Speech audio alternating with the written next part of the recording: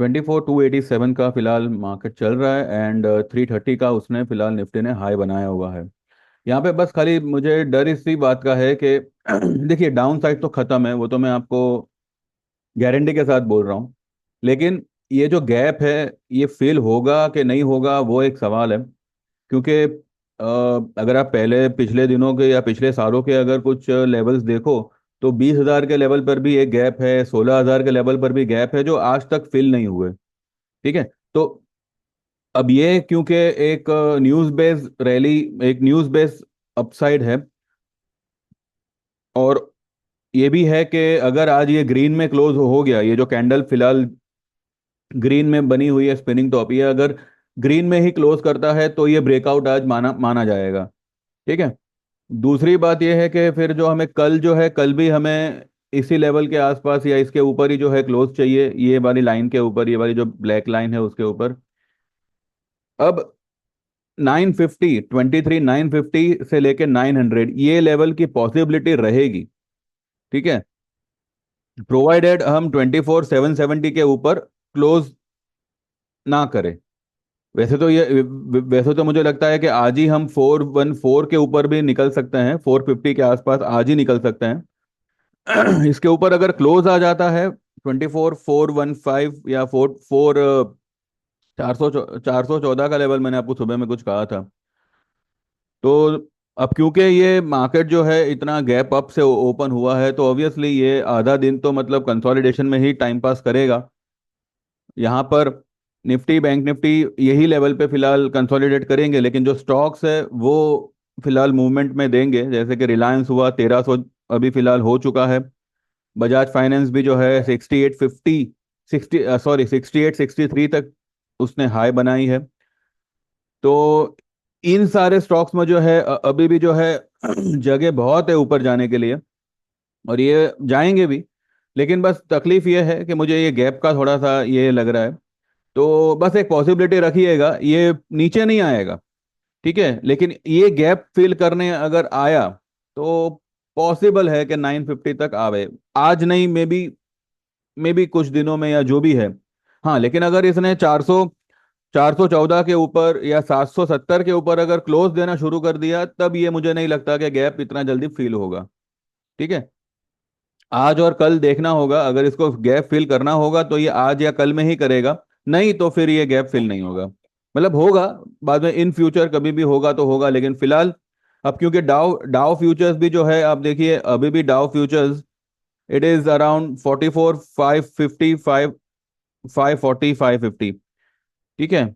और उसके साथ साथ यूरोप मार्केट के फ्यूचर्स भी सब सारी मतलब पूरी वर्ल्ड मार्केट ही ऊपर है सिवाय के चाइना। अगर चाइना डाउन है, इसका मतलब कि जो CSS, ये अपना बीच में जो आया था न्यूज़ के,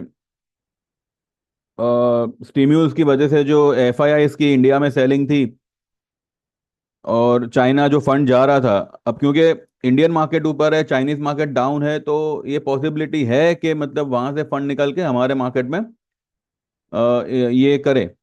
लेकिन अभी इसलिए जो भी आप आज बुक करो, ठीक है,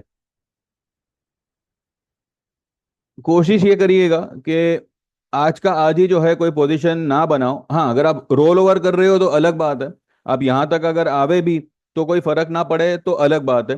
लेकिन अगर आप ऑप्शन अगर कुछ कर रहे हो तो आज कुछ ऑप्शन मत लीजिएगा। आप फ्यूचर भले रोल ओवर करो, उसका कोई ये नहीं है, लेकिन ऑप्शन जो है वो खामा खा आपने प्रीमियम मेल्ट हो जाएंगे या दिस एंड दैट जो भी, मतलब इसके नीचे मार्केट नहीं आएगा।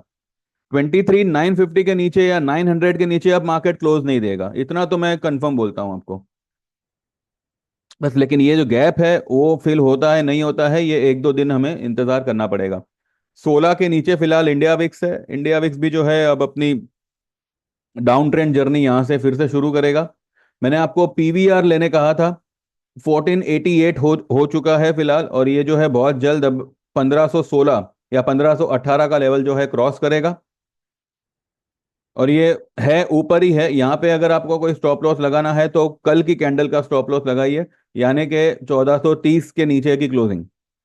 सिंपल है, ज्यादा हमें इसमें ये करना ही नहीं है, मतलब इतना इसमें सोच परख करना ही नहीं है। ठीक है। अब यहाँ से 50 पॉइंट या मे बी 60 पॉइंट, लेकिन टारगेट क्या रहेगा इसका? इसका टारगेट रहेगा 1640 के ऊपर। ठीक है, तो यहाँ से करीब करीब आपको 150 160 पॉइंट का टारगेट है, और 60 पॉइंट का स्टॉप लॉस है। स्टॉप लॉस थोड़ा बड़ा है, पर ठीक है, इसमें आपको कमाने भी उतना मिल रहा है। अगर आप फ्यूचर ना लेके डिलीवरी भी लेना चाहो तो आप ले ले सकते हैं।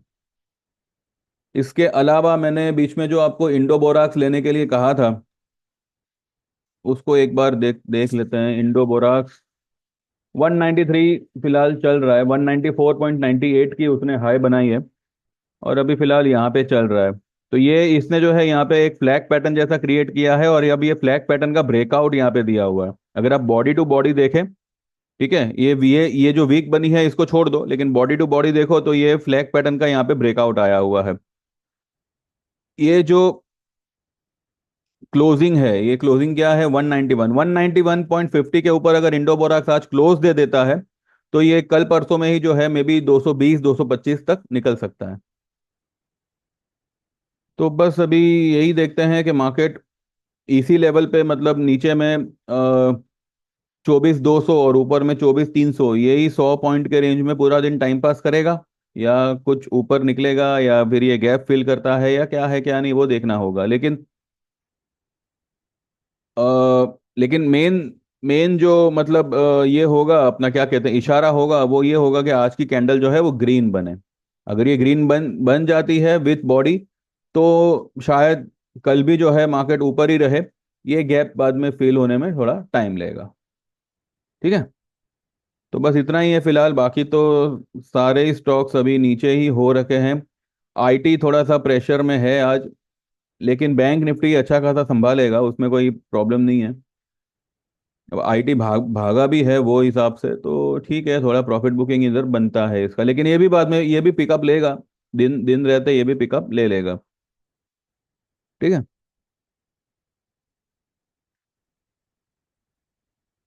तो बस देखते हैं अब मार्केट कैसे क्या होता है, दोपहर में कहाँ होता है, क्लोज कहाँ करता है, एंड उसके हिसाब से फिर जो है आगे का व्यू हम लेंगे। ठीक है, चलिए, thank you very much, bye bye, take care, all the best.